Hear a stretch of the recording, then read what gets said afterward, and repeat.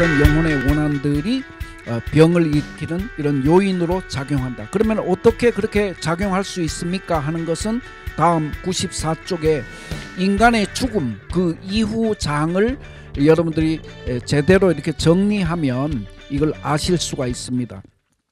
우리는 대체로 이제 영혼의 세계에 대한 관심이 없습니다. 또 영혼의 세계가 존재한다는 것에 대한 관심이 없습니다. 또는 부정을 합니다. 그래서 우리는 세상을 살아가는데 반쪽만 보고 세상을 살아가고 있습니다. 이 생명의 세계라고 하는 건 현실 세계와 영적 세계가 일체가 되어서 이렇게 존재하거든요. 근데 현실 세계만 보고 살아간다는 얘기죠. 그래서 영적 세계의 그런 존재 섭리라든지 이런 것들에 대해서는 무지합니다. 따라서 인간의 어떤 죽음 이후의 세계에 눈을 뜰 때 우리는 인생의 참모습을 발견하게 됩니다. 그래야 영혼의 원한에 대해서 이해를 할 수가 있거든요. 그리고 이 장의 핵심 성구 말씀은 95쪽에 있는 겁니다. 첫 줄에 보면 사람에게는 혼과 넋이 있어 혼은 하늘에 올라가 신이 되어 제사를 받다가 4대가 지나면 영도 되고 혹 선도 되며 넋은 땅으로 돌아가 4대가 지나면 귀가 되느니라. 이 말씀이 가장 핵심적인 말씀이거든요. 인간 존재의 신비, 인간 생명의 신비. 사람에게는 현실계에 우리들이 살아있을 때를 얘기하는 거죠. 사람에게는 혼과 넋이 있다. 평소에 내가 살아있을 때는 나는 혼적인 존재, 넋적인 존재가 이 두 가지가 일체가 되어서 내 생명이 구성이 되어 있다는 거예요. 근데 죽으면 혼은 하늘로 올라가서 신으로 다시 태어나서 살아가는 것이고, 그 다음에 이 넋, 몸은 땅으로 돌아가서 귀가 되어서 다시 생명적 존재로 이렇게 존재하는 거죠. 그 내 생명이 혼과 넋이라고 하는 그런 음양, 양면의 어떤 그런 생명성이 있기 때문에 죽으면 이 혼과 넋이 분리되어서 혼은 신으로 살아가고 넋은 귀로서 이렇게 존재한다는 겁니다. 그래서 이것을 이제 제대로 이렇게 알아야 되는데 그것을 제대로 알 수 있는 말씀이 지금 우리가 읽었던 말씀입니다. 그래서 우리는 현실 세계 속에서 이런 죽음 이후의 세계에 대한 그런 경험을 가진 사람들을 많이 만나게 됩니다. 그렇다고 하면 과거 역사 속에서 존재했던 모든 사람들은 인생으로 살다가 돌아가셨는데 그 수천억의 그런 사람들은 이런 영적 세계의 신으로서, 바꿔서 얘기하면 신명으로 존재를 한다는 겁니다. 신명으로. 그 신명으로 존재하는 모습은 바로 사람으로 살았을 때 하고자 하는 일을 못함으로 인해서 맺혔던 그런 원과 한을 가진 그런 영적 존재로 존재한다는 것이죠. 또 더 나아가서 전쟁에서 죽었다든지 억울하게 죽었다든지 이런 어떤 신명들은 그 원한이 사무치는 원한으로 이렇게 무장을 해서 그 신명계에 존재하는 겁니다. 자, 그러면 여기에 그 신명계에 원한 맺힌 신명계에 대한 그런 이 설명을 적나라하게 한 요 구절 96쪽 세 번째 줄 한번 보겠습니다. 일방적으로 남의 모함이나 배신, 음모 속에서 억울하게 죽은 자의 영혼, 패배한 영혼, 상처받고 파괴되어 원한이 너무 깊은 사람들의 영혼은 신명으로 태어나도 천상으로 못 가고 구천을 떠돈다. 분노와 저주, 반드시 안갚음을 하려는 의식이 지속되어 끊임없이 보복할 방법을 찾아다닌다. 이러한 신명들을 척신이라고 하는데 이들은 때로 자기에게 상처를 준 사람뿐만 아니라 그 자손들에게까지 복수를 하기도 한다. 자, 원한의 문제가 이렇게 그냥 죽으면 끝나는 것이 아니라 죽어서도 그 원한을 보복할 방법을 찾아서 돌아다닌다는 거예요.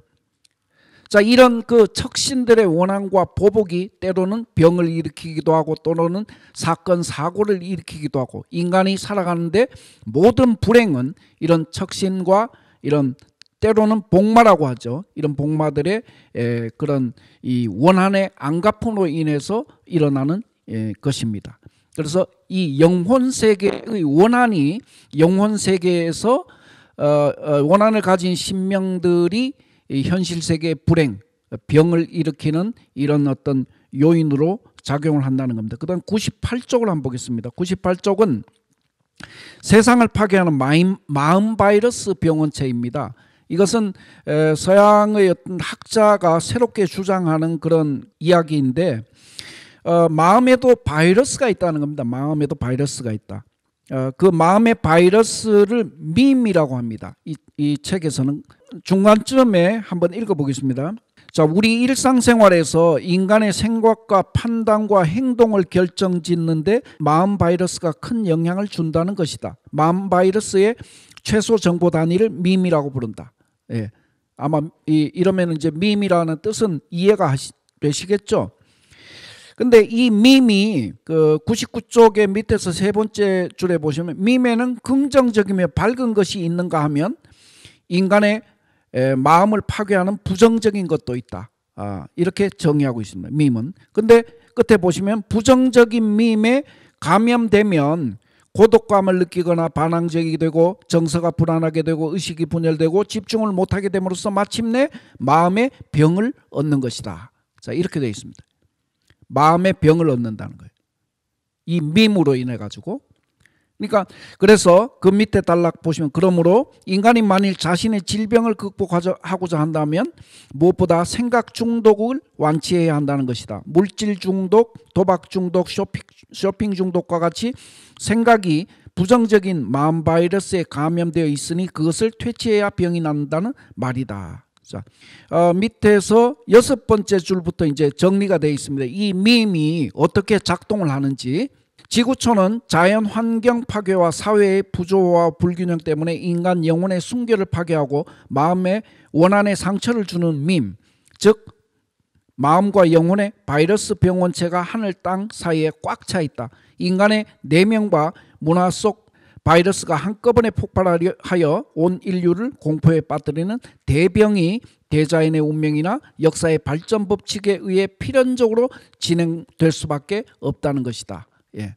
결국에는 역사에서 일어나는 이런 모든 병은, 자, 아까 영혼의 원한으로 얼룩진 그런 영혼의 이런 어떤 작용, 그 다음에 뭡니까? 마음의 이런 작용, 마음의 작용. 이것이 종합적으로 밈 바이러스 중에 부정적인 바이러스가 꽉 찼을 때 영혼의 그런 원한이 우리들 마음에 이렇게 연합을 해가지고 뭉쳐가지고 이런 세상에 이런 큰 병이라든지 부정적인 재난이라든지 사건 사고라든지 이런 것을 유발한다는 것입니다. 자, 이렇게 마음과 그 다음에 영혼의 원한으로 이렇게 이 병의 원인에 대해서, 자, 병원체에 의한 것만 우리는 지금까지 알아왔는데 그 병은 단순히 병원체가 아니라 이런 마음의 밈 바이러스의 부정적인 이런 요인들이 병을 유발하는 이런 요인으로 작용하는구나. 그 다음에 두 번째는 뭡니까? 앞에서 살펴봤던 인간의 어떤 영혼, 한을 가지고 존재하는 이런 어떤 영혼들은 그 한을 해소하려고 풀려고 하는 이런 그 시도를 한다는 거예요. 한이 깊으면은 그것을 보복하기도 하고 뭐 이런 방식으로. 그래서 이것이 병으로 드러난다. 두 가지로 이제 정리가 되었습니다. 자, 그 다음에 이제 넘어갑니다. 104쪽입니다. 이게 이제 이 장에서 굉장히 중요한 부분이거든요. 이게 이제 종합해서 병의 원인을 정의할 수 있는 부분입니다.